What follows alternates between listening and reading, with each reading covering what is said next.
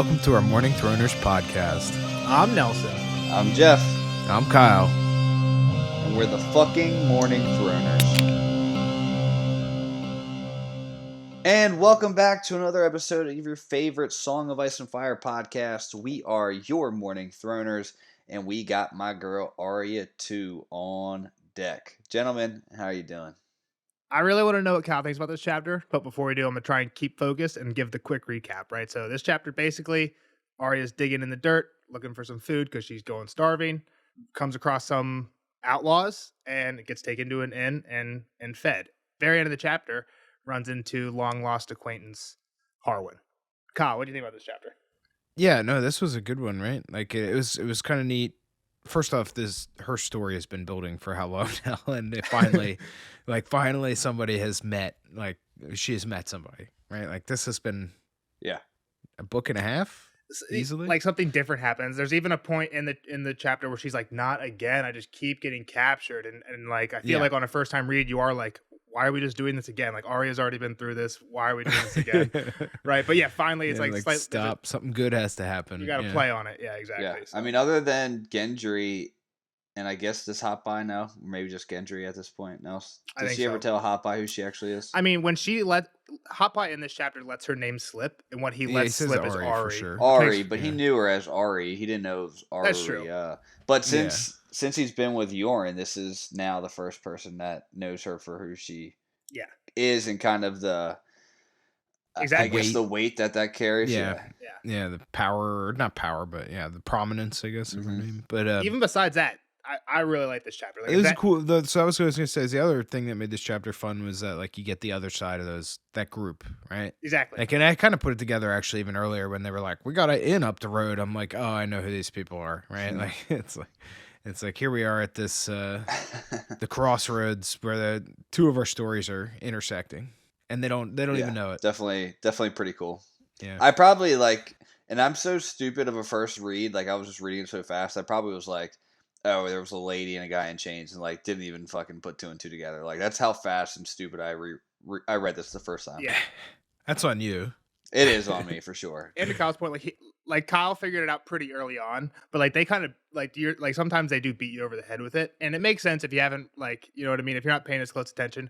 But there's like multiple times like they get to the inn, they describe it the exact same. There's a boat right next to it. Then they describe the sign looking the exact same. Then they get in and there's husband and wife, right? And they tell that whole story and an orphan little boy shows up. Exactly. Yeah. Like that's all before we get to I think what Jeff said, where it's like then you have woman, man in chains, and like they actually describe Jaime and Brienne coming through. Yeah. And that was kind of what I was saying. I think that was maybe the last episode. Well, it was pretty recently. Where 2 ago. I do kind of hate that where they're like, it's too much. Like sometimes it's like, all right. Well, I was thinking too, like that's only 2 ago. Even for us, that would only have been 2 weeks. But you were on a vacation, so it was a little bit over a month for us. But that normally that's like right on the heels. Normally, probably most people in the same session, right? Probably a lot of people read at least 3 chapters at a time when they. That's true. Yeah. So. All right. Well, so I have more questions for Kyle, but we can get to him as we go through the chapter. Ask him if you want. We'll go. No, because we're gonna end up getting all off track. Ask him as we go along in the timeline, because we're gonna talk about the same thing 3 times. All right. So we start this chapter. Arya and Hot Pie are foraging for veggies in a abandoned dead man's cottage garden, and Gendry is taking a nap in there. Yeah. One thing we haven't done in a while, but like in like the last time on Arya, it was a question of like, but it was a question of like, are we gonna find the trident, right? Like the whole last Arya chapter was like, is this the trident? Little streams and not knowing where they're at. Like that seemed, and I never really realized until this like read through, but like they just like dropped that point and like, okay, cool, Arya's at the trident and like far along the trident, like they're almost to River Run. Yeah, it kind of goes to what you were saying earlier though, of like, she's been there. We've had her walking aimlessly. Yeah, we don't need any woods. more of that. Like please. Sometimes you got to skip through the story mode. You got to get to the next chapter. Like, it's like how much more of the same. Like what else could happen? No, I'm not complaining about it. I'm just pointing it out because I never really noticed that. I don't even think like they're truly that close to River Run. Although no, they definitely are. I mean, they're a day's sail downstream, right? Well, in a boat, maybe not, but like, how much would it be? It's still pretty close. They're still close. If you look at the map, they're like 2/3 of the way from where they started. If you just go by like percentages, from Harrenhal to River Run, they're like 2/3 of the way right now. Yeah, I guess that's pretty close. They've traveled a lot. To your other point, they've traveled like a third with no story. Yeah, exactly. They were like right there when we left. They were a days away. So where are we at timeline wise? Give me your. The only thing, hang on, before you have no clue. Before Timeline doesn't matter. I want you to say right now that timeline doesn't matter. I haven't figured the timeline out, but it's after Jamie. That's wow. what, like, this is placed very recently after Jamie because she says the shit in the stables is fresh, right? So again, timeline. I haven't figured out actual dates. But at this point, it's all relative, and relative to Jamie recently, like a day or two. Yeah, they're still mad about all that. Like, that's freshly being talked about by all them, and like, they definitely made some connections of like they were just here. Yeah. What I was gonna say though is this fast forward, it's kind of bullshit, right? Because like this one is used to cover some information that we would have gotten otherwise. Because like this wolf, like what happened with the wolves, like that storyline got cut. What we're talking about there is right? the last Arya chapter. What it actually ended on was Arya having this dream where she, as a wolf, kills the people the who mummers were whatever, exactly right? the bloody mummers who were hunting them down. And you're saying that we just skipped over any development, any other dreams Arya's had since then. This chapter, she doesn't sleep at all. Or what she thought about it, or you know, like immediate did they run aftermath. into the wolves while they were out there again? Like till next time. There was actually some interesting stuff that was kind of the flip side of that device, I guess, is that this time it was used to cover some things, I think. Yeah. All right. So they're foraging and they hear a singer coming up the road. They call it the River Road. I don't know if that's on the map, Nelson, but they're coming up the River Road. Yep. And like Hot Pie hears it too. They're kind of panicked. Nowhere to really hide because it's just this cottage, open land, and then like maybe some marsh weeds, but there's a little section of wall. So yeah, this burned down cottage that they're like scavenging in the garden from. Yeah. Arya regrets at some point leaving the woods. I guess they just had a little bit more protection to hide and maybe could escape better. For sure. She's hungry. But they're all hungry. Dude. And this is funny enough because we're obviously in the middle of watching Alone. And Jeff and I've been watching a lot of Alone recently, which is, if you don't know, it's a show. I think it's originally aired on History, but now it's like on different streaming services. Yeah. Like 2 are on Amazon Video, some are on Netflix.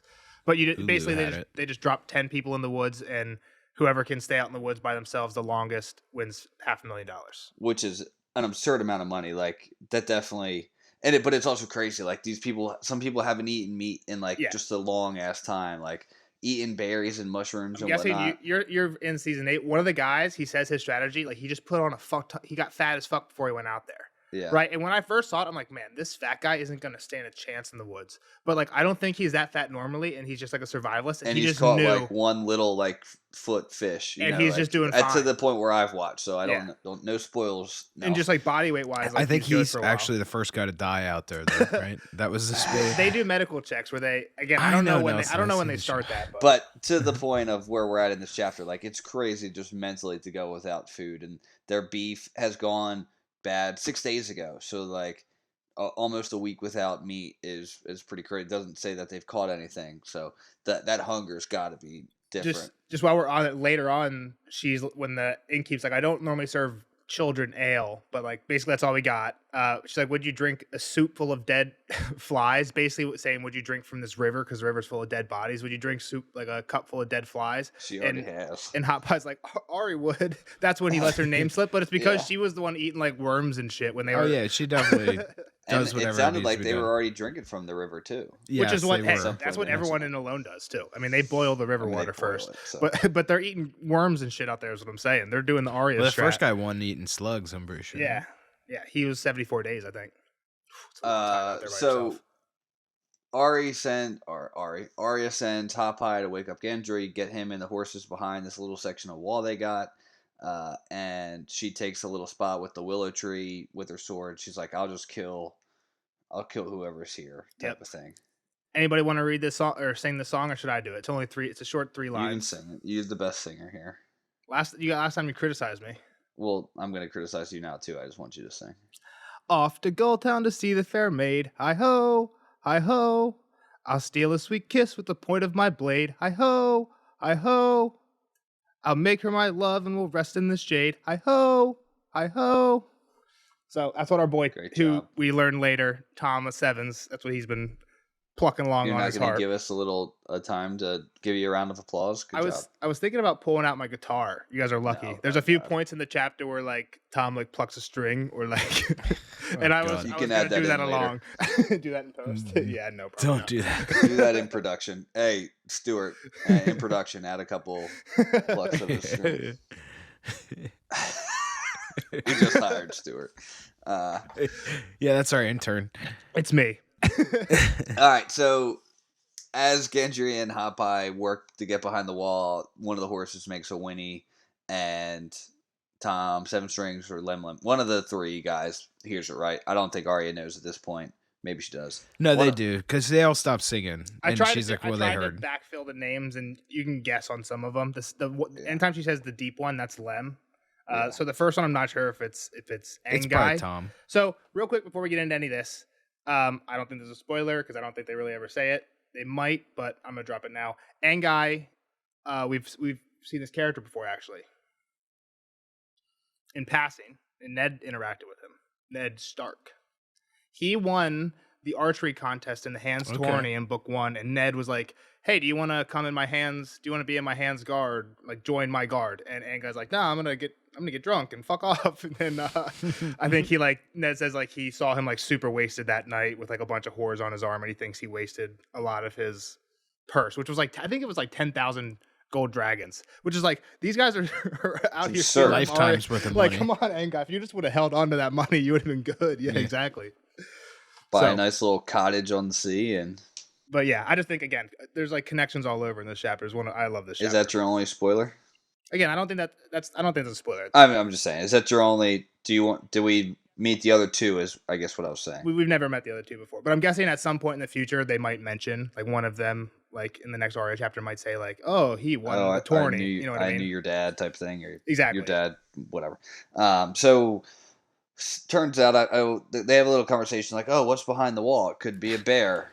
But it's such an obvious, like, or maybe a lion or a wolf. And then he's like, oh, maybe we'll start shooting arrows over the wall. Like only bad people would be hot. And like, they're obviously like hoping somebody's hearing them. Yeah. And they actually might even know Arya's there. And they're like, hey, an honest man would come out, right? Yeah. And then no one comes out. Like, okay, go ahead, shoot him. And then that's when Arya jumps out. Do you think to the point of what they bring up then in the end that they knew they were going to cross these, like, somebody spotted these three kids or whatever, and they were like, all right, like, go steal their horses? You mean because at some point, Lem's like, we know everyone in these woods, and Gendry's like, you didn't know we were there, and he's like, don't be so sure about that. Yeah, right. Like, do you think he was honest, or do you think he knew, or he was just kind of bluffing? Well, I was wondering what he even meant there. Like, at first I thought that Gendry meant like, oh, when Arya jumped out, you didn't even know that Hot Pie and I were still. He thought it was actually like. But then later on, I thought kind of like what you're saying now, that Lem just meant like in this area, we knew the second you were in our zone, and that's why we were coming down the road in the first place. And that's why we were being loud. Yeah, exactly. I think that's kind of what they were saying. Like, I think they knew. I think this was all kind of part of it. Let's think if it was three guys on foot, and it was the bloody mummers, like actually horsed and like ready to fight, they would have not been that loud walking up the road, right? That's true. Yeah. Well, who knows? They probably would have tried to snipe them. Like I don't know. But they do seem like they're pretty close to base camp, though, so you would probably feel comfortable in this zone. But yeah, 2 I don't think it miles. matters. Whatever. So Arya comes out. She's like, "Hey, don't shoot. I'll kill you if you guys don't keep walking up." And they're like, "Little girl, like you're an idiot." Or they go through the whole, "Are you a boy?" She's not a. They were pretty receptive to it, though. Yeah, they weren't mean like Jamie. You know? And she's not little. She doesn't want to be little. So. Yeah, so just quick descriptions of these guys. First one, it was clearly the singer because he had the harp. He was small, about 50 years old, wearing green that was mended here and there. Like, these guys aren't fancy, like patched clothes and stuff. The next one's about a foot taller. He looked like a soldier, bad teeth, brushy beard, and a yellow cloak that draws the eye. Later we hear this guy's name Lemon Cloak because of his cloak. And then the last one's a skinny, red-haired youth with freckles. And this is Angai. He had the bow and quiver. As skinny as his longbow. Skinny as a longbow, yep. All right, so yeah, like I said, Arya tells him to keep going, and he's like, "You just won verse 3." Gendry pops out to be the hero. She's not alone. And I'm here too. I'm vengeance. So the three guys don't really care about either of these three, but they're like, "Oh shit, I like your horses. Who'd you steal those from?" And then they're like, "Who are you people? Like, what are your names?" And just real quick, when they first come around the corner, Arya has this thought. She's like, "Damn, Gendry almost looks like a man grown, and he looks dangerous. And Hopeye looks like Hopeye. It looks like Hopeye." That's a good line by her. And Hopeye is also, I don't know how many lines he said, but he's just like splurting out info. Like, he's leaking. I'm Hopeye.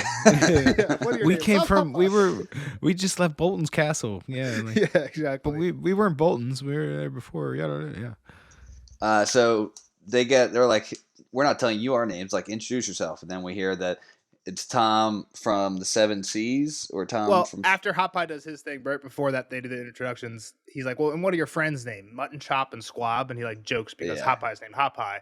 And then that's when Gendry's like, "Why would we tell you ours unless you tell us yours?" And that's when they go into it, and he goes into all the names. So what'd you get? So we get Tom Seven Strings, which is like his real name would be Tom. What is it from Seven Streams? Seven Streams. They call him Tom of Seven Streams is called Tom Seven Strings because he's the harp player. Or Thomas Evans. Yep. Lem the Lemon Cloak with the yellow cloak. And Angwai the archer. That's must be a sweet cloak if that's like his name, right? Like Yeah. If you get named after your cloak. I mean, they say he's also a sour man, right? He also loves lemons too. He's like, like the first thought is like, I hope they have lemons to eat with this stuff. No, that was Angwai. Yeah. That was Angwai. Yeah, because he was out splashing in the water when that conversation went down. He was the one getting the duck. I'm sure Lem of Lemon Cloak would have. Wouldn't mind. Would have approved. But like I said, I mean, like to get that as your name, that must be an iconic piece of wear. That's all. And doesn't he say it makes him look like a bird? Like, is that a big bird? Yeah. Yeah, big bird reference has to be. The thing is, it's not in these books, but in Fire and Blood, there's 3 Tullys named Oscar, Grouch, Bert and Ernie. Or it might be Bert and Ernie. It's 3 Kermit.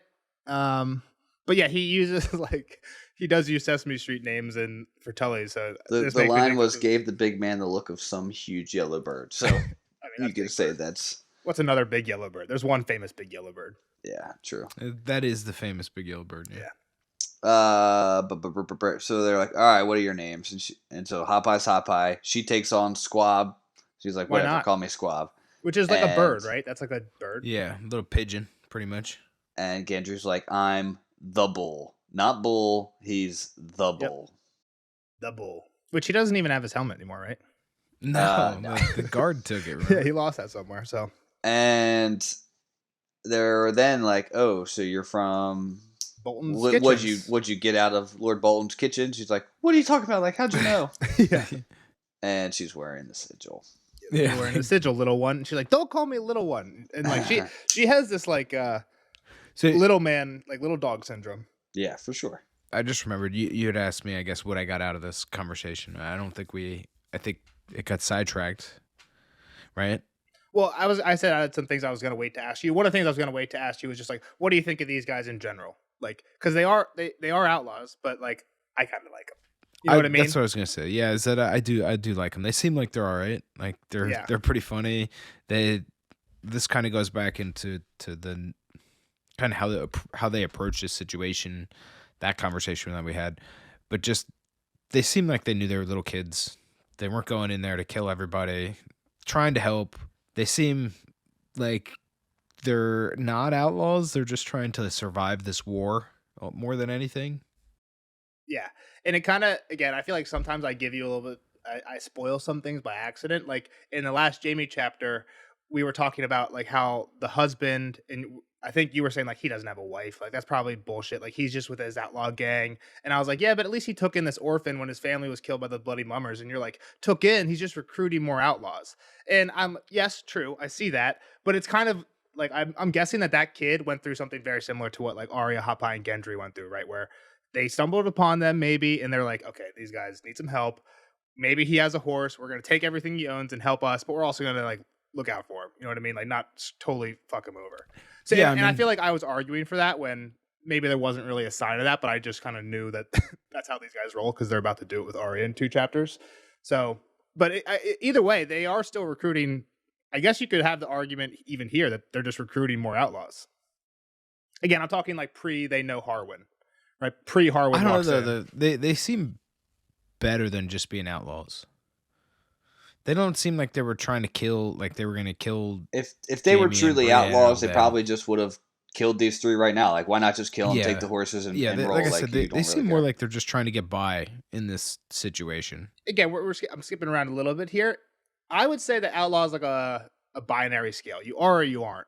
And I think you guys are arguing something that Tom argues later. He's like, hey, she's like, you're just robbers. And he's like, if you knew real robbers, they wouldn't pay you even in paper. Where he's like, hey, okay, yeah, we're not the best, but we're not straight up outlaws. Like, we're in the middle. And I would say you're either you are or you aren't when it comes to outlaws. Like, there's a line where you cross where you're just like stealing I don't think from so people. though. Like I think these seem more like they're just doing what needs to be done. They don't seem like they're killing people. But the problem with that is who decides that? Who decides what? What needs to be done? Like, what's okay for them? themselves. I mean, what Like, they're so- deciding. They're deciding that they need horses to fight the good fight. Is what Exactly. My point is, what's the good fight? we don't know. We have to learn more about these guys. But like, if I'm saying, if you're just a group of guys who get together and decide that what I want to fight for is the right thing, isn't that like an outlaw group? Again, it doesn't really matter because they have. Yeah, you could say that these guys are somewhat outlaws because they're taking. And again, I like these guys, but I'm just saying, like, if you call an outlaw, these guys are outlaws. You could also say that Batman is a criminal. Like, Sure, Batman's a criminal doing the exactly. right thing. So Yeah, exactly. Again, I'm not saying he's a bad thing. I'm just saying I think it falls under that umbrella. Okay. So they say these guys. I mean, it's kind of on the point. They say they're king's men, and like at this point in time, like, all right, which king? Like, there's so many out there, and the guy even toasts to all 12 of them. But they say they're Rob Baratheon's men. Yeah. Which we haven't heard any supporters of that in a long time. And what's hilarious is the person who chirps back at that is Gendry, and he's like, that old drunk. Yeah. Yeah. He's like, he's that dead. guy. Yeah. And again, what we know. What a Gendry- waste of space. Yeah. What a waste of sperm. Ned's his dad. Yeah. that old drunk. And he's like, he's dead. Boar killed him. and Tom's like, yeah, more's the pity. And he plays a sad chord on his Yeah, part. you can Stuart get that in later. So they're like, all right, let's come up to the inn. We got some food. Maybe there's gonna be bread, maybe some meat, maybe even some ale if you're lucky. But- nice little cottage owner that we're friend. Oh, I'm sorry. And you can bring whatever you stole from our old friend Pate, whose garden you're in right now. Somewhere in there, Hot Pie drops the bomb that they're looking for River Run. And then they're like, yeah, on the way to River Run, like, just come by this inn. We'll fill you up. And Arya doesn't really trust them, but the thought of food's like, okay, hold on. Let's think about this for a second. We're starving. She's like, how far is this inn? They're like 2 miles. And she's like, okay, but you guys are going to ride in front. Well, even maybe it's not before that, but I think she you're right. gets a little bit convinced to go. Well, yeah, but they want to know about the friends. That's the next thing. Like, tell me about these friends. Yeah. And at first, it's like, oh, it's just this innkeep. These guys are like just that right level of like friendly and forthcoming with them too. Yeah. Like they're kind of luring her into this, right? Like oh, come oh, on. yeah, it's a good there's time. there's Yeah, sweets in our people- white van. There's nothing to be Jimmy's afraid of. there. Yeah, you know, we can come look for my dog with me. Yeah. I think it's quite like that. Yeah, so they get the deal about the friends. There's the wife, there's a husband, there's a boy they took in. They're all they're kind of This is, I think, where I kind of figured it but out. they're right? nice people. Yeah, sharp tongued but nice people. And he's like, they have meat, they got ale, plus we can cook up anything you stole from old Pate's garden. And Ari's like, we didn't steal shit. He's like, oh, you old Pate's daughter, or maybe his sister. You don't look like him. I buried him right underneath that tree. Don't lie to me, squab. Squab. And he's We'll start calling you squab when you're an idiot. and he plays a sad song, You should. sad little riff again. And he's like, I buried a lot of good men, and we don't want to bury you. You can trust me. If we wanted to, we could have. Show him, Archer. And he lets Show 'em. one fly right by her ear. And the Archer had moved quicker than Arya would have believed. His shaft went hissing past her head within an inch of her ear and buried itself into the trunk of the willow behind her. By then, the bowman had a second arrow notched and drawn. She thought she'd understood what Sirio meant by quick as a snake and smooth as summer silk, but now she knew she hadn't. The arrow thrummed behind her like a bee. You miss, she said. More fool if you think so, said Angai. They go where I send them. That they do, agreed Lemon Cloak. This makes me think of, there's a James Bond part where James Bond's shooting, it's an old, I don't even know which one it is, Never seen old it. James Bond, shooting clay pigeons, I think in his like in a backyard of some mansion, and a pigeon goes fly and he shoots, it doesn't blow up, and I think whoever the butler is, he's like, sir, you missed, and James Bond's like, did I? And like a sniper falls out of a tree in the background. You missed. And Aengar's like, more fool if you think so. Oh God. I'll have to find out and put it in the Discord. All right, so Arya's like, all right, fuck it, we can't beat these guys. Let's go. And they're even like, she's like, we would be dead if they wanted us to be dead. I just love how she's also immediately like, damn, I need to get a bow. I wish I could shoot. Yeah, I wish I could need shoot to- like that. That was sweet. So she convinces them in her wraith to walk ahead of them, and they walk behind, and she ends up catching up to them anyway. It sounds like they end up walking side by they're side. on horse. Tom walks slow because he's playing his little harp the whole way, his lute, whatever it is. Yeah. As they go about, Tom's singing. Well, he asks if they know any songs because he's like, Lem sucks at singing and Engai only knows marcher ballads, which at first I thought was like marching songs, but he's from the Dornish marches, so I'm guessing marcher ballads just means songs from there. Because what Engai says back is, we sing real songs in the marches, as if like it's an area thing. Doesn't really matter. Arya says singing is dumb because it lets people know you're coming, and she's like, we could have killed you guys. We heard you coming because you were singing. We could have killed you. And Tom just smiles. It says he doubts it, but he's like, there's worse things than dying with a song on your lips. And Hot Pie knows a good song. yeah, as we're getting to the Gendry thing, we knew you were there. Did you? We talked about that already. And then Hot Pie's like, yeah, I know a song about a bear, at least part of it. We know some of this song too. So I'll sing along with you. Tom's like, all right, let's go, boy. Starts playing. Tom throws back his head, starts singing. A bear there was. Hot Pie's got some pipes on him. Yep, we've heard the song already. This is what We're not Butterbumps was gonna- singing. we're not in the gonna maiden sing it fair, again. right? Yep, exactly. Hot Pie joins in. Arya is astonished. He sang well. Arya thinks that Hot Pie doesn't do anything well except for bake stuff, pretty much. And he sings. He's a good singer. Now he can sing and bake. Everyone's got their skills. Yeah, I mean, right? Like he's got to have some redeeming quality. All right, so as they continue to walk, they cross some little brooks that become streams that end up going into the Trident. They scare a duck out of its bed, and I mean Archer just pops it out of the sky. Got to be impressive, right? I've never gone bird hunting, but Didn't we talk about this before? usually you said go ate with a duck. shotgun, don't you? I had a great duck pasta meal in Louisiana, in New Orleans. It was awesome. So eat duck if you haven't, because it was Duck is fucking pretty great. good, yeah. Did it have lemons with it? It was in like a fettuccine Alfredo pasta it might type have some deal. lemon on So there's top. probably a squeeze. It was so fucking good, dude. So then it was so good. We went to this hot dog place, Dat Dog, right off of like downtown New Orleans, and I got a duck hot dog, which was fucking phenomenal too. Duck sausage. Yeah, I don't know if I've dude, ever. so I don't know good. if I've ever had duck. Oh my Maybe once. god, it's so good. Duck sausage is a dick joke, Jeff.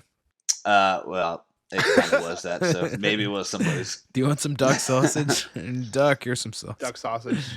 duck sausage. It was good as shit. But Lem has to go in after it. It's where we get the, oh my god, I hope there's lemon to cook with it. I ate duck with lemon once down in Dorne, right? Is that where they were at? Yeah. Which was what she says later when they're like, He's "Can like, you "Where make the it with fuck do you Dorn?" It's think like, "Where the this fuck is, are we gonna Dorne? get lemons? Yeah, you're You gonna gonna get pull a olives lemon and off a pomegranates?" tree in the back? Olives, yeah. Like, It's like, good luck. And they get closer to the end now. Arya sees the end. It looks pretty good, like homey. Smoke's coming out of the chimney, and boom, boom, there's a boat here. Boat. Yep. It would be, I guess it would, I don't know how much of a game changer.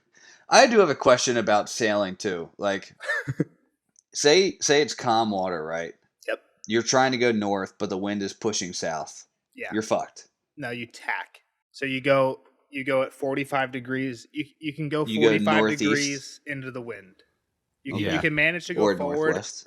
Yeah, like maybe not 45 yeah, degrees. it's like how you angle the sail in the front of the boat.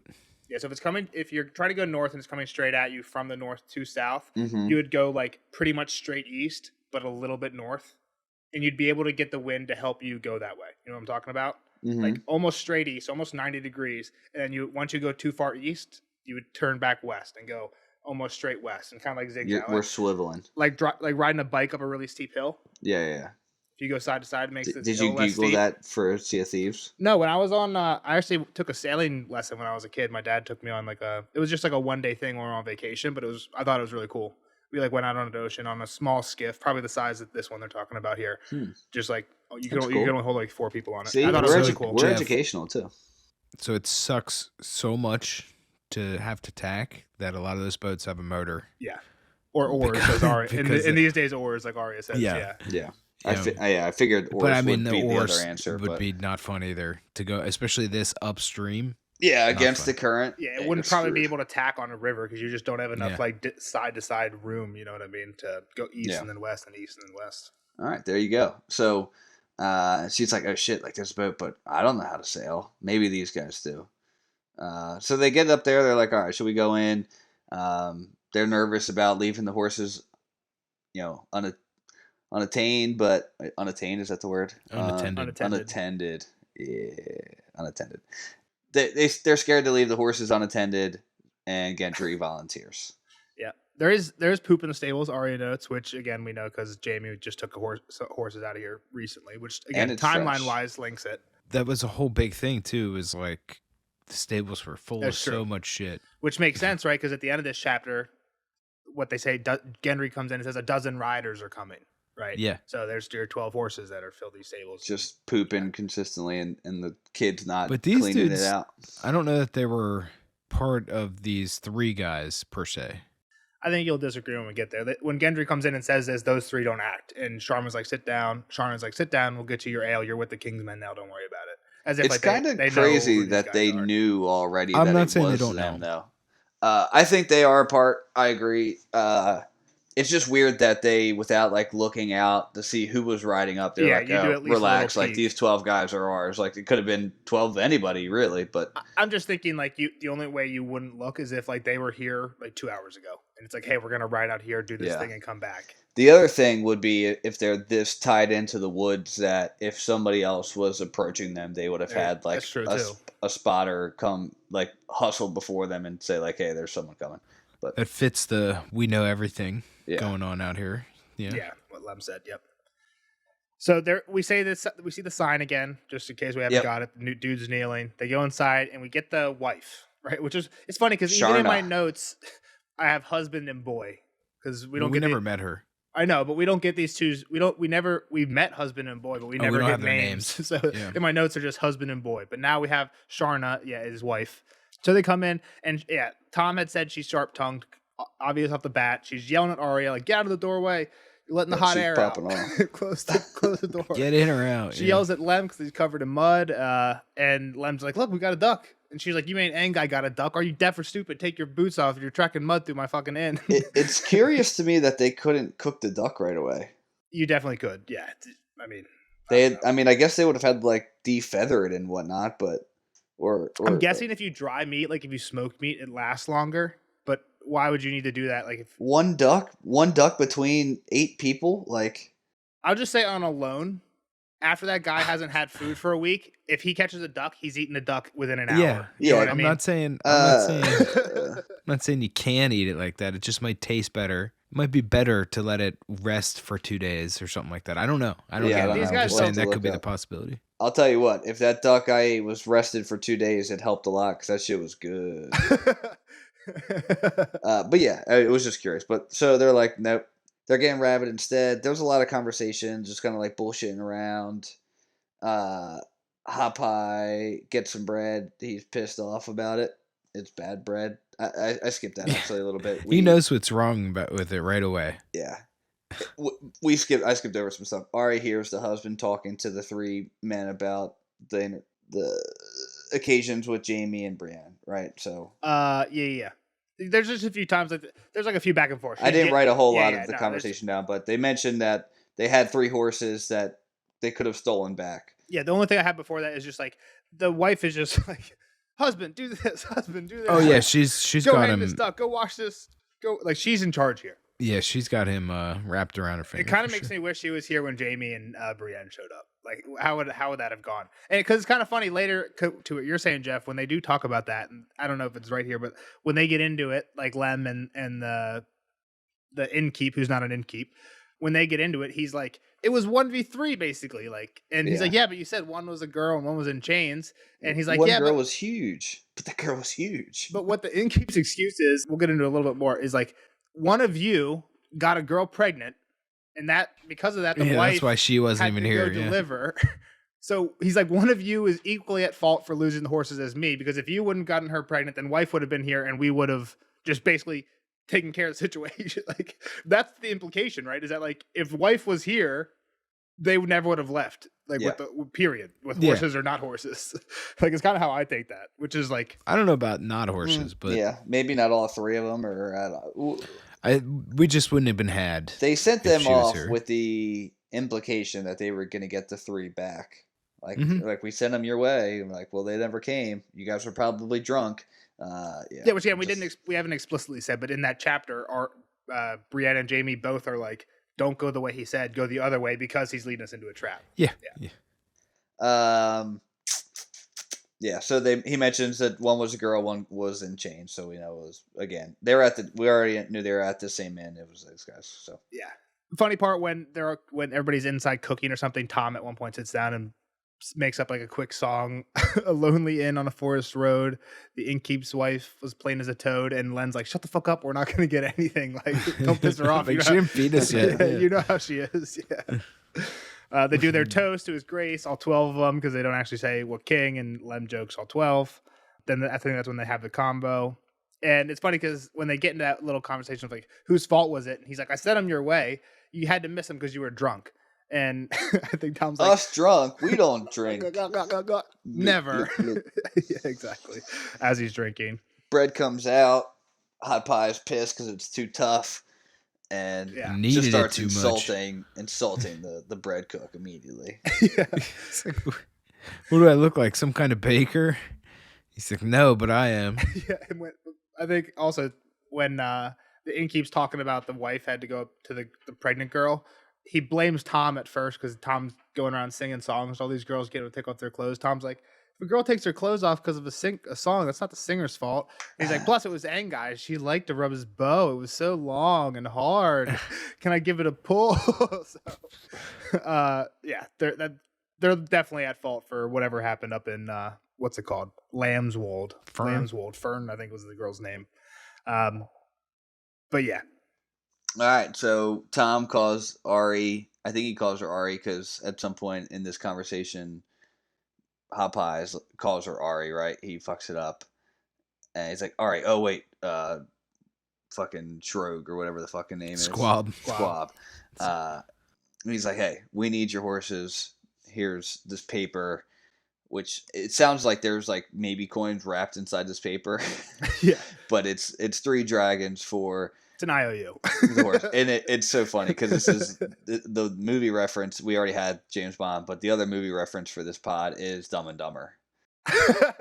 When they just have the briefcase full of this IOUs. Like, it's as good as money. We'll pay you back. We're good for it. Like, how are you guys ever going to have this much money? Like, you idiots.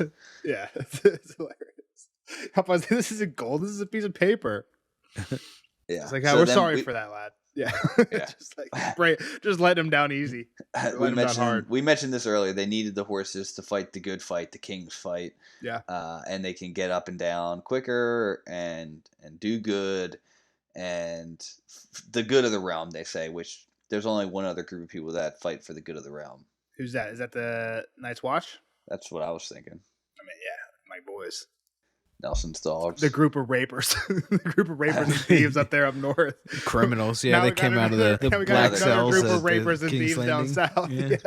We don't know if he raped her, but he definitely impregnated her.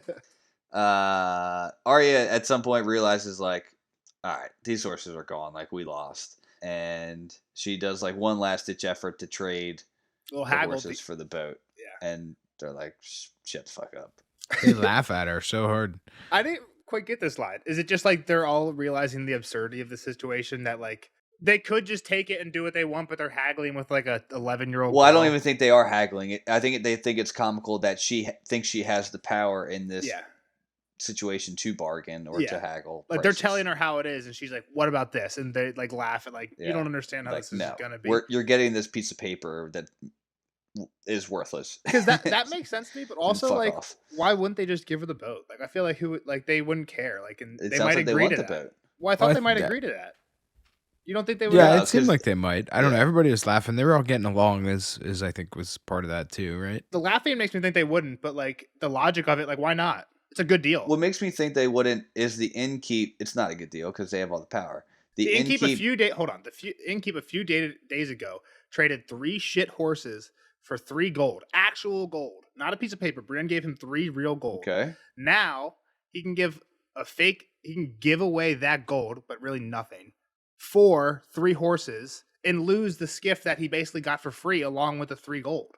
He just got the skiff that Brienne left behind, which is this is why it's a bad deal, because you can have the 3 gold you got from Brienne, take the 3 horses, and keep your boat. That's why it's an awful deal. Okay. And for that reason, I'm out. Like, you're an idiot. You could have it all because you could just take it all from Arya. Yeah. Okay. So that's why they're laughing. And I think they want the skiff because the innkeep literally brags about it earlier. Like, what do you mean? I got us a skiff out of this. Got a sick boat, man. They didn't seem to care about that, though. But yeah, it's got flames on the side. It's sweet. Yeah. Got a racing stripe. Nelson's an idiot. And while Nelson was being an idiot with that description of how they're losing or winning their bargain, Gendry comes in running that there's riders, soldiers, and Gendry, Arya, Hot Pie are all kind of freaked out. Everybody else is really calm. Hot Pie jumps up and spills a beer, and can't. Shane's like, okay, hold on, don't be spilling beers in here. Those puppies are precious. Sit down.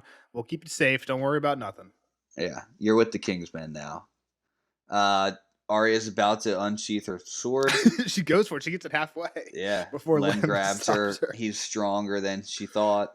Yep. Callous hands, puts it back down. She then swings her tankard. Bam. Right in the nose. Blinds him, breaks his nose. Tries to run, but can't get quite far enough away. She just grabs him. He grabs her again real quick and lifts her up. Yep. She's twisting and kicking, trying to break free. And he's just yelling at her, stop. I feel like people's noses break in these things much more than they do in real life. Like everybody's always getting their face. I feel like these people are just saying like, oh, you got hit in the nose, it's bleeding. Oh, you must have broke my nose. You know what I mean? Okay. Like I've been hit in the nose a lot.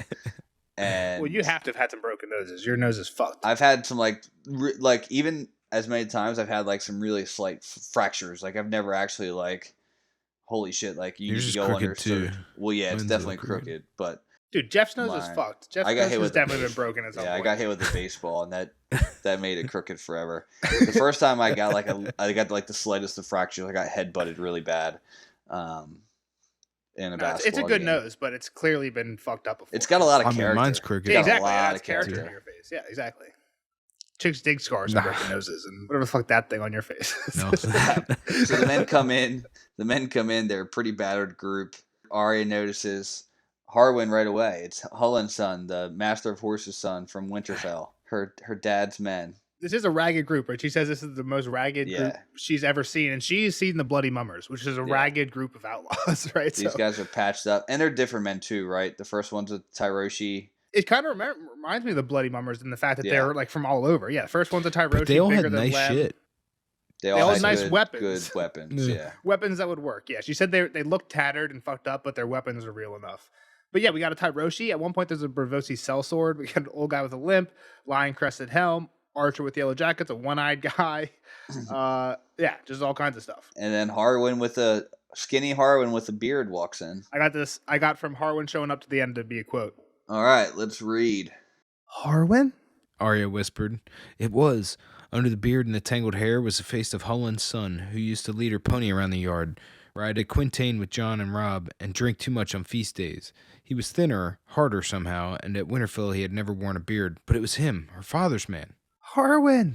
Squirming, she threw herself forward, trying to wrench free of Lem's iron grip. It's me! She shouted. Harwin, it's me! Don't you know me? Don't you? The tears came, and she found herself weeping like a baby, just like some stupid little girl. Harwin, it's me!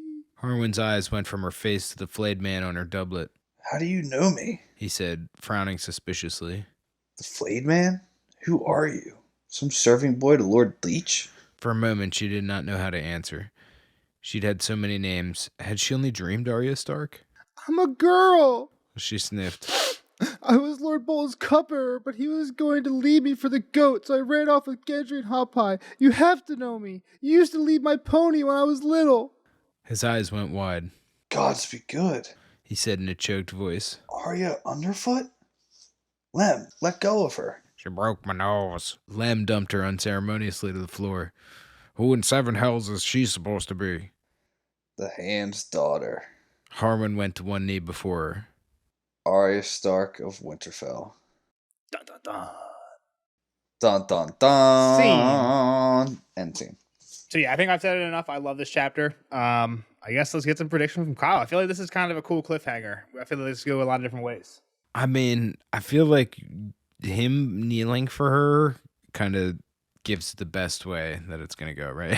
Like I think that gives a pretty big hint into like these dudes actually respect her, and I feel like this is gonna matter. It's funny because she's not the Hand's daughter, right? The Hand right now is like the Hand's daughter is Cersei. Yeah, you're right, but I mean, they know who she is all I'm saying, and they still are on, you know, at least on that old team of Robert and Ned, right? That's kind of what I'm getting at. Is yeah, like they might not be on team Rob, but they're still friendly terms with everybody else.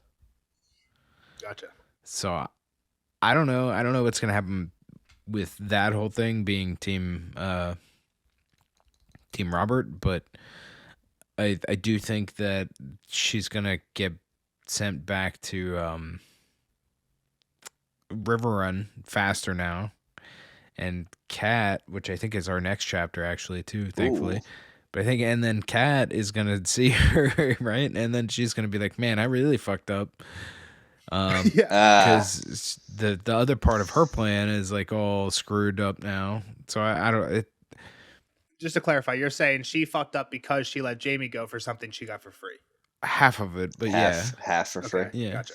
Yep. Like it changes the situation for sure, right? Yeah, you didn't spell it out. So just clarify. Okay. Yeah. So just people that listen to this, right. It's not just us. Arya back to River Run. It's not just Kat us. Okay. sees her. Sorry. Thank you. Kat realizes she fucked up. Yeah. Yeah. That's the logical, at least, way for this to go, in my opinion. So we'll see. All right. Thanks, cool. Kyle. We'll see Kyle in the next one for Catelyn 2, if that's actually what it is. I'm not sure. And we'll see the rest of you guys in the spoiler section. All right. Bye, Kyle. Later, nerds. Spoiler alert! Spoiler alert!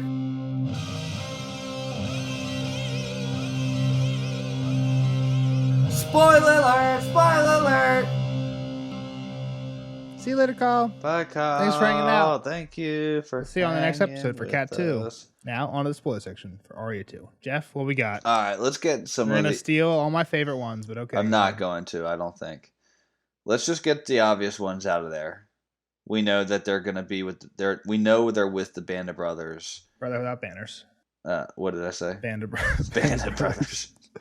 I DM'd you that beforehand, not to remind you. Well, yeah, to remind you. I DM'd you, hey, it doesn't say anywhere in this chapter the words Brotherhood Without Banners, and it doesn't say anywhere Beric or Thoros. In this exact chapter. In this chapter, yeah. So, and I think Kyle, we probably could have pushed him, and he probably could have figured that out. Like, if I would have asked him at the end, what's Harwin doing here? Yeah. He might have been able to figure out, like, how would somebody I think it's good that we didn't push it. Yeah, I think it's good. Is Beric the guy with one eye? Yes, because the mountain stabbed. No, that's Jack Be Lucky. Beric and Thoros aren't both. They're not. Neither of them are here. Yeah, the next 2 or 3 Arya chapters are actually, Kyle's wrong. It's not them taking her to River Run. It's them taking her to Beric. They're like, before we can take you to River Run, we got to take you to our boss. And they don't know where he is. So it's them just wandering the Riverlands looking for Beric is the next few Arya chapters, which is fun. Do they end up in a cave type of thing? Yeah, they end up in the Hollow Hill. Hollow Hill. I don't know if it's now or after that, but they go, I think it's got to be and now. They find the Hound too. Somebody else finds the Hound? Yep, they find the Hound, but they go to High Heart. They go to Acorn Hall, right? High Heart's where the weird lady is with weird prophecies. She says Arya has seen death and shit. Or death isn't it like death is in her eyes and whatnot? Yeah. I think while we're on that, I don't want to get too far on it too, but I think the foreshadowing of what Arya's character is to become has been fun. Like, we talk about it all the time. Like, did George know where he was going to take Arya? And I think he exactly knew that Arya was going to go train with the Faceless Men from the very beginning, right? Because she's had all these names, and to the point where at the end she forgets her name. Like, I truly feel like when she's like, like she could have just said to what's his name, Harwin, I'm Arya, but she couldn't get it out because she was like, I'm Squab, I'm Ari, I'm Weasel, Well, I'm you everything. also alluded to it earlier on in the podcast, but I feel like then you actually forgot to say it. But like, I feel like also part of the reason why she doesn't do that is because she wants him to be the one to say it, not, you know what I mean? Like, I think that's a good point too, but I think she was so frantic at that moment that if it would have came to her mind, she would have screamed it for the gods to hear. she just honestly hadn't heard her own name in so long that it wasn't like on top. Yeah, Like if you ask me my name, I tell you Nelson, even though that's not my real name. right. Yeah, because what most people call me. So Yeah. yeah, I see that. So, I mean, that's just how I truly feel. And I do, again, just give George a lot of credit because I really feel like he's been laying this, like, who are you type of thing where she ends up getting to the Faceless Men. She's like, I'm Arya, I'm Arya, I'm Arya, which is a little bit different than, like, right now, I feel like she's better trained to be a Faceless Man now because she's forgotten who she is type of thing. Yep. Okay, cool. Yeah, what else we got? One real quick thing, just a real quick quote she's never getting the river run. We can just talk about that. Sure, real quick. One early on quote when the singers are walking down the road, when Tom's walking down the road. Yeah. The quote is, "You old gods," she prayed as the singer's voice grew louder. "You tree gods, hide me and make him go past." And I don't know why, this stuck out to me again. You know how sometimes I said like leaf or stem or what, like when you hear words like that and you think Children of the Forest. The Children of the Forest, when I think Bran meets him, he says that they call themselves the Singers. Right? And a lot of people think this relates to the Song of Ice and Fire. It's something that like the children sing the Song of Ice and Fire. They sing the Song of the Wood and Earth, right? Like, I don't know. They call themselves the Singers. So here, you old god, she prayed as the singer's voice grew louder, right? So just kind of copy paste Children of the Forest in for singers. You old god, she prayed as the Children of the Forest voice grew louder. You tree gods, hide me, make him go past. I don't know. It just seems weird how for me, it stuck out because she's saying singers right on either side. It's talking about old gods and tree gods. And I don't know what it means, but again, I don't know. Just kind of stuck out. Maybe it means nothing. Yeah. It's just a weird thing. Again, like, it's weird to think about the old gods and like she calls them the tree gods because like obviously they pray at the Weird Woods, which is the tree with the face. But like, does she actually think the gods are trees or are the gods an existential thing? There's that association. I don't know if she really thinks about it too much. Besides, she's a kid. Like she might actually think like each god, like this isn't a Weird Wood. It's just a tree, right? Well, even at Harrenhal, right? She would like go to the Weirwood tree, and I think that's where she was like. She was saying something to she was like talking out loud to the Weirwood tree face, and Jaqen heard her, and that's when he's like, "Don't disrespect the gods. I'll give you 3 names." Like I think that conversation comes about because he overhears her and he sneaks up on her. Yeah. But like while she's yelling at the tree, like, "Why'd you kill my dad?" Blah blah blah blah blah. But yeah, so she has that like tree gods thing. Right. Any of the other members of the Brotherhood we should talk about? Let's touch on all of them. Anguy, Archer. Kind of cool that he was in the Enhanced tournament, right? He has a connection earlier. We hang out with Archer and Lem for a long time, right? For like a decent amount of time. I feel like these 3 are with us. Yeah. These 3 are with us for a while. I feel like a few join us. Greenbeard, who at the end she says a Tyroshi bigger than Lem with a green beard, right? Right. The Tyroshis dye their growing beard out grayish. Gray, yeah. But in like Tyrosh and like the Essos, they dye their beards. He's the leader. Like Greenbeard's actually the one in charge. So he's kind of like the Barrack until they get to Barrack. Like he's the leader of this small group. The other one that stuck out to me was Jack Be Lucky, and that's just because he's kind of a funny one, like Tom, and he has one eye. So I'm guessing that's the guy one-eyed guy. Who's the old guy with the limp? I'm not sure. Yeah. Again, we might know later on. Yeah. And it's just not popping in. Any other Northmen survived, or is it just Harwin? I think it's just Harwin, just because I don't think anybody else like remembers having like conversations like, with oh Arya. God, Arya. Yeah. I think one of the people here is Edric Dane. There's actually a Dane? Edric Dane is Barrack's squire, Ned Dane, and he talks to Arya. He says like, yeah, it's actually me and actually Jon Ned's Snow, bastard. Well, he says me and Jon Snow are milk brothers. He tells Arya that him and Jon Snow were both breastfed by the same woman. Yeah, I do remember that conversation. Any theories around that is actually Ned's kid? I mean, I think that, well, no, not him, but the point there is that they named their child something where his nickname would be Ned. And you wouldn't do that if Ned did something to really piss your family off, like kill Arthur Dane. But he did. You don't think he killed Arthur Dane? Again, we don't know what happened there. Like Arthur Dane is supposedly dead. He brings Arthur Dane's sword back to. You think the show just fucked that up? Like, again, it's one of those things where it doesn't. People have no idea. Like we don't know what happened. We're not taking the show's version of the tower as canon. I give crazy theories a lot, but if I'm giving you like, here's what we actually know, we know nothing about what happened at the Tower of Joy. Yeah, like Arthur could be alive, he could be dead. Like there's a ton of people that think there's something weird going on there. Like why would they fight? They both want nobody wants Lyanna dead. They all want the same thing. Nobody there wants to kill anybody in the tower. So why are they fighting? There's a lot of questions about that. It really doesn't make sense unless Rhaegar gave him the command like you don't let anybody come in here. Sure. So that's the only thing that would make sense. But if we're going by what we know or what we think we know, based on Ned's dream, Arthur's dead. Afterwards, Ned took Dawn, the sword, back to Evenfall. Not Evenfall. That's where they live. Starfall. Evenfall is where Tarth is.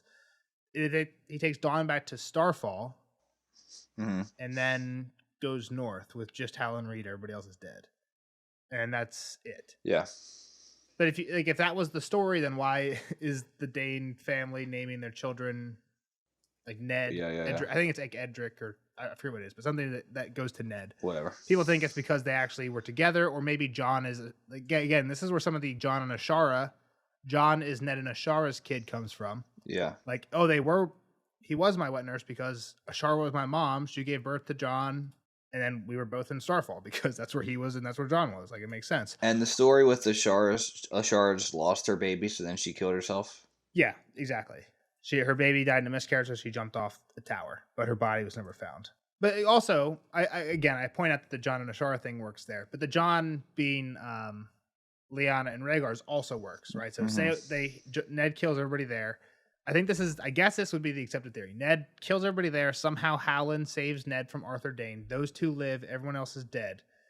And then Ned takes Jon to Starfall and gives the sword back and then comes north. Or is Evenfall near Dorne?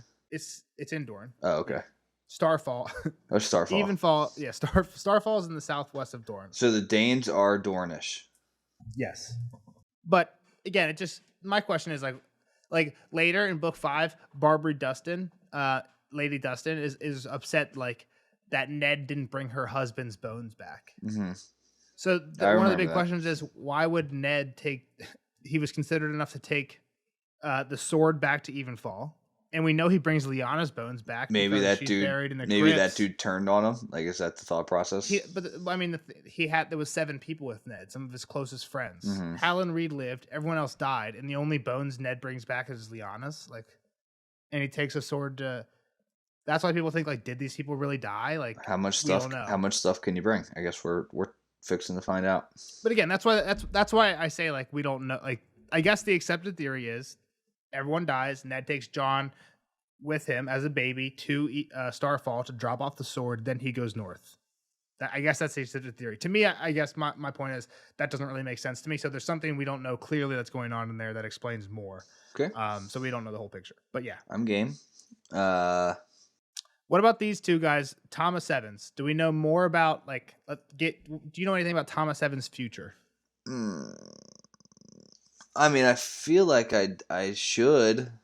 I feel like when I tell you, you'll remember. All right, start telling me, and I'll see if I can fill out the sentence.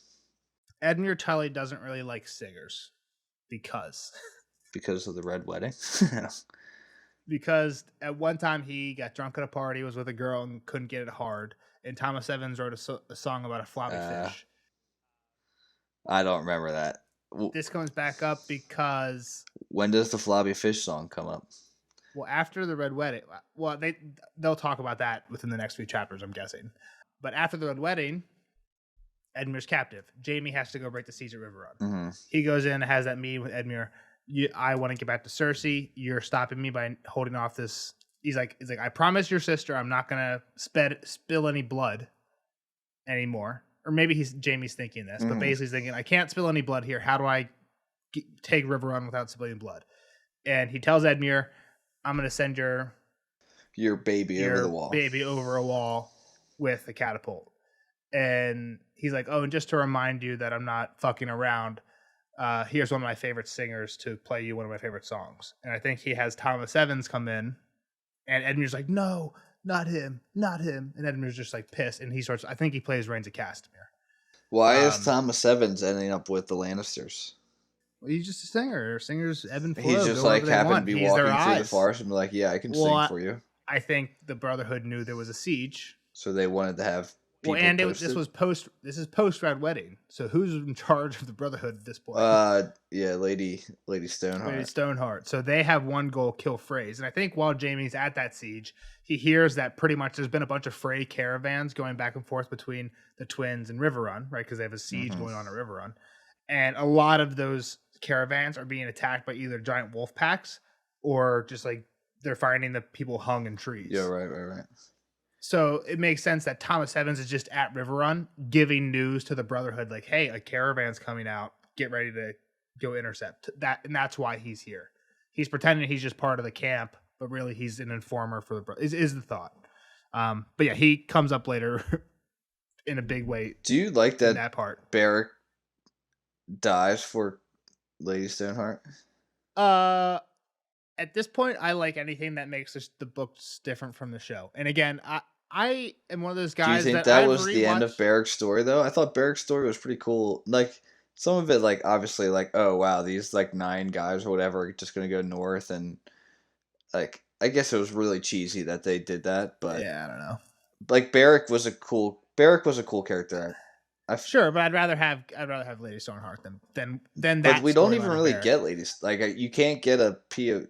She's, like, mentioned in, like, one chapter, right? Other than the chapter of them finding her. Well, they first find her in a epilogue right. Of Storm of Swords. It's a Frey going to ransom back his cousin. Is that epilogue at the end? Okay. It might be the epilogue of this book. Yeah. I think it's a Frey going to ransom back one of his brothers. And he's going to meet people, meet a group of outlaws or something who has one of his brothers, and they get there and it's Lady Stoneheart, and she's like, kill him. That's when we first meet him, and then and then I don't think we see her again because by Brienne, then right? Arya's gone, or with the Hound at least, and then you're right, probably not until Brienne. And then with Brienne, we only see her twice, probably. Like, I feel like we don't even really hear of her, you know. Like, I just don't think her character... Like, I don't even know how much we actually get Beric in the story. So maybe maybe they just made him, like, a cooler character in the show because they liked the actor. But well, my thought about what Lady Stoneheart's purpose is going to be, and kind of already is... So Brienne, at first, doesn't like Jaime because, fuck you, you forswore your oaths. Mm-hmm. Then Jaime kind of says, like, okay, here's why I did that. And Brienne kind of sees things from his point of view. Right. But she's still never been in that point of view. With the last Brienne chapter we have is her in that point of view. Like, hey, you have to break your vow. Yeah, either break your vow or kill Jaime. Or she's in a dilemma that puts her in like it's like a Jaime dilemma. How do you do the right thing? So I think that's kind of the Lady Stoneheart part. And do we ever really get that with Brienne? We don't ever get that with Brienne in the show. She is just like always the good knight. Jaime knights her, and then she becomes the Lord Commander of the Kingsguard. So I think that's kind of the main point of the Lady Stoneheart thing is to do a flipperoo on the Jaime Brienne thing. I think that'd be a lot cooler. I think Brienne's character sucks in the show. I mean, I like Brienne in the show just because, again, a lot of people don't like the Brienne chapters. I think just read each Brienne chapter like a mini Dunk and Egg novel, and there you go. You got Brienne and Pod. Yeah, but even like Dunk, like at least had some grayness to him, right? Like, I don't know, Brienne's super boring. We'll see. I like Brienne. But last one. Well, I guess one more thing before the big thing that I want to talk about, the big thing I want to talk about. Hot Pie, I think gets left here. Yeah, I mean, he's going to start making bread for him, right? I think so, right? Like, and Gendry's going to get captured by them, right? How does that work? I think he just decides to stay. He just decides to or maybe he never. Maybe that just never happens, and the Hound just comes and takes Arya. I think is he not going to start making? I think he starts making weapons for him. Well, he does, but like I don't know if it's a thing where he just like he tells Arya, "Hey, I'm not going with you. I'm staying." It might just be like Arya gets taken by the Hound before they have it. Like they might just be still trying to go to Riverrun together, and she just gets taken by the Hound before that happens, type thing. Yeah, I don't know. I'm not 100% sure. Yeah. All right, let's go. The thing that's different with Gendry is Melisandre doesn't come for him because they have Right, They have they Edric have Storm. Edric already. Yeah. All right, let's get the lemon door. Lemons. I mean, yeah. Danny sees a lemon tree There's outside her only window. lemons. Bravos. Only lemons in Dorne. Bravos is more north than they are now. Yeah, but you can't just think about that because like is Planetos on an axis so that Dorne gets sunlight parts of the year? You know what I mean? They're more north now. It's in a more cold climate. We know that in the north, they're close. Bravos is closer to the wall, like lat long wise, than they are to where Arya is. That's not true. Do you know what do you know what I mean though? Like they could be on an axis and like. But we're not, because we know that like if you look at Westeros, the top is colder. Yeah, but there's also summer. You're saying that we don't know where like the poles are. Yeah. No. You're saying we look at a map and Dorne might get some sun. clearly it gets sun, and that's my point. Is if you look at on the gradient between Dorne and Winterfell, Bravos is way closer to Winterfell or than Dorne. I'm saying Bravos. I'm saying Bravos is where's Bravos at? I mean, does Bravos have a shot to? I mean, you actually can see this.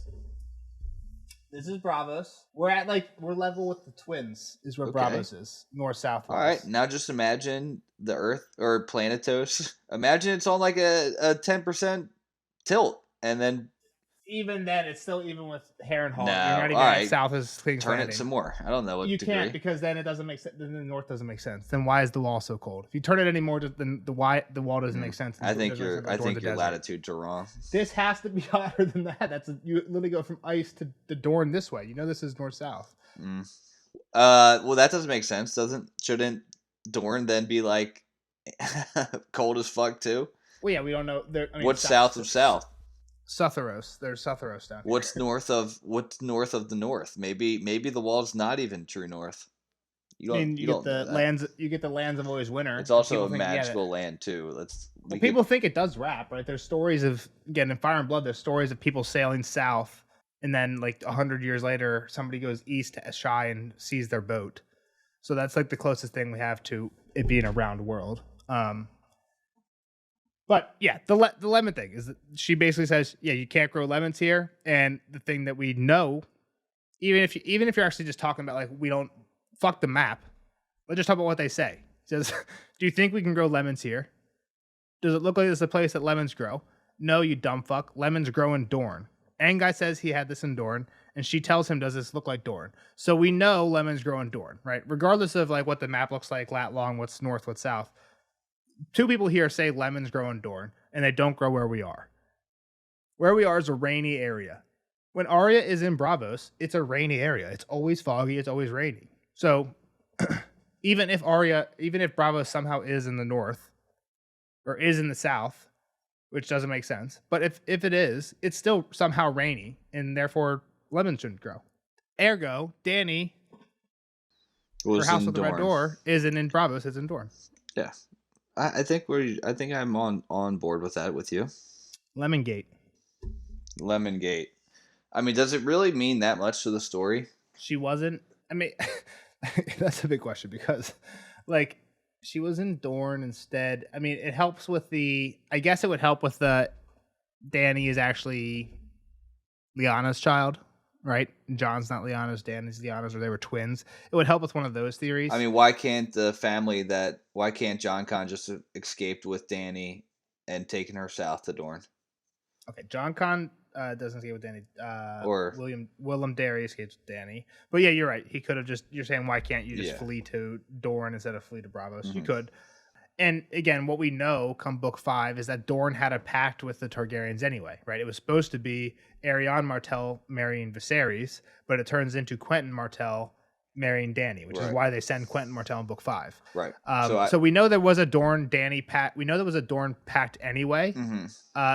We just think that it took place at the Sea Lord of Bravos' house, and that the Martells sent someone. It makes, I guess, if Dany's in Dorne, it makes more sense why that pact takes place, because she's already there. They're the ones housing her. Yeah, I'm just saying I don't know if it changes the story that much, but I agree with you. I think it is Lemmy. I'll agree with Lemongate. Well, I mean, I guess the question is, if she is from Dorne, is why would Viserys not tell her that? Why would he tell her that this was? Did he even know that it was Dorne and not Bravos? Like, well, whoever, somebody at some point, somebody's telling them that, hey, you're in Bravos, and if they're not, the question is why are they? I guess what I'm saying is like, was she just a young child and mixed up the two and just always thought she was in Bravos? Like she mentioned how often they moved. Yeah, I guess that's a good point. But again, if that's true, what I don't understand. What's the significance? Again, it seems like George, like, why put all this in this chapter about these lemons if, like, most people think that the reason this is in this chapter is as a hint to Lemongate, like that Danny's not from Dorne. People are thinking, but they don't. I don't know. I'm in the Lemongate camp. I mean, that's what anytime you hear lemon, you're thinking, and it was lemon. I think it's just maybe reinforcement that lemons are grown in Dorne, right? So, yeah, for sure. That's what they're saying here. And not only that, but they're not grown in climates where we are. Like climates like the one we're in now, like the Riverlands, where it rains a lot. But yeah, that's all I got. So a lot lingering on that. I'm sure there's going to be some heavy editing because I'm pointing at a map on my wall that I'm not going to be able to show you guys or show where I'm pointing to for Jeff. So yeah, we'll see how that editing goes. But we'll see you guys in the next one. Bye. Thanks for listening. Cat 2, great chapter. I don't know if Cat 2 is a great chapter. This was a great chapter. But yeah, bye. See you guys in the next one. See ya.